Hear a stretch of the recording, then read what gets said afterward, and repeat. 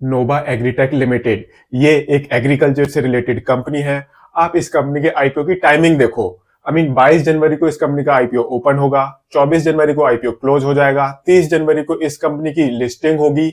एक दिन छोड़कर 31 जनवरी को छोड़कर 1 फेब को इंडिया का बजट आएगा एंड बजट में there are chances that government farmers के लिए काफी कुछ अच्छा कर सकती है।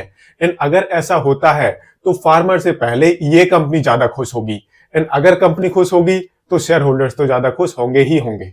अब आप इस कंपनी का आईपीओ साइज देखो। काफी छोटा आईपीओ साइज है। अप्रोक्सीमेटली 144 करोड़ रुपीस का आईपीओ साइज है। इसमें से 112 करोड़ रुपए का फ्रेश इशू है, बाकी ऑफर फॉर सेल है। प्राइस बैंड भी काफी सस्ता है, वो 50 रुपए से कम है। 39 से 41 रुपीस का प्राइस बैंड है। 365 शेयर का लॉट साइज है एंड इस हिसाब से जो आपकी मिनिमम इन्वेस्टमेंट होगी वो होगी 14,965 रुपीस की। एंड इस आईपीओ के थ्रू जो पैसे इस कंपनी के पास आएंगे उनसे ये कंपनी कैपिटल एक्सपेंशन करेगी, वर्किंग कैपिटल को भी मैनेज करेगी एंड कुछ पैसे यूज होंगे जनरल कॉर्पोरेट पर्पसेस में। एक ऐसी कंपनी जो एग्रीकल्चर फील्ड में ऑपरेट करती है, बजट के आसपास उस कंपनी का आईपीओ आ रहा है। काफी छोटी कंपनी है एंड काफी छोटा आईपीओ साइज है। सिर्फ 144 करोड़ रुपीस का आईपीओ साइज है। 50 रुपए से कम का प्राइस बैंड है।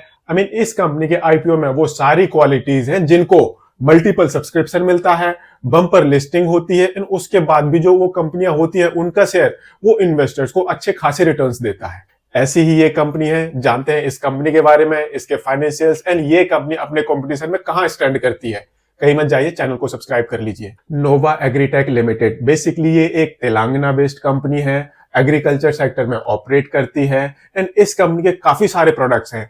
इस कंपनी के मोर देन 700 वो रजिस्टर्ड प्रोडक्ट है। 560 से ज्यादा ऐसे प्रोडक्ट्स हैं जिनका इस कंपनी के पास मैन्युफैक्चरिंग का लाइसेंस है।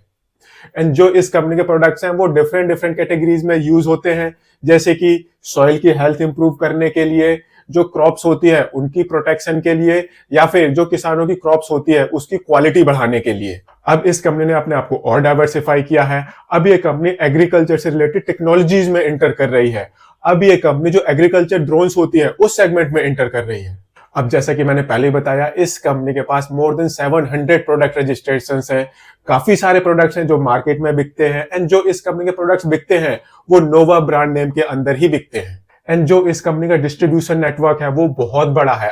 इस कंपनी के नेटवर्क में मोर देन 11,000 डिस्ट्रीब्यूटर्स हैं एंड अप्रोक्सीमेटली 7,000 डिस्ट्रीब्यूटर्स वो एक्टिव डिस्ट्रीब्यूटर्स हैं। एंड ये कंपनी इंडिया के 16 स्टेट में एक्टिव है। इसके अलावा जो इस कंपनी के प्रोडक्ट्स हैं वो नेपाल, श्रीलंका, बांग्लादेश एंड वियतनाम जैसी कंट्रीज में भी बिकते हैं। अब ये कंपनी एक्टिव तो इंडिया के 16 स्टेट्स में है, बट जो इस कंपनी की मैक्सिमम रेवेन्यू आती है, ज्यादातर रेवेन्यू आती है वो इंडिया के सिर्फ स्टेट से आती है। सबसे पहला है आंध्र प्रदेश। यहां से इस कंपनी की अप्रोक्सीमेटली 15% की रेवेन्यू आती है।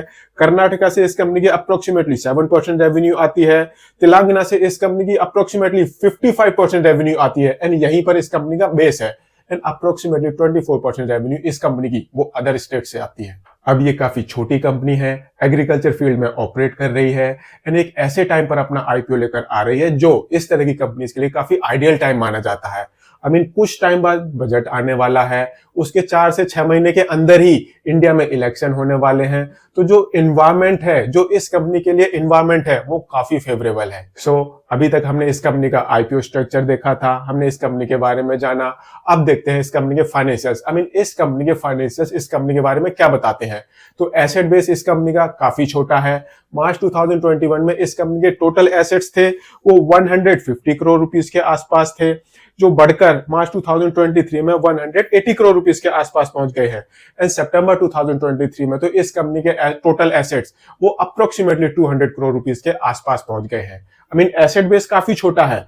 ऐसे ही इस कंपनी की रेवेन्यू वो भी काफी कम है।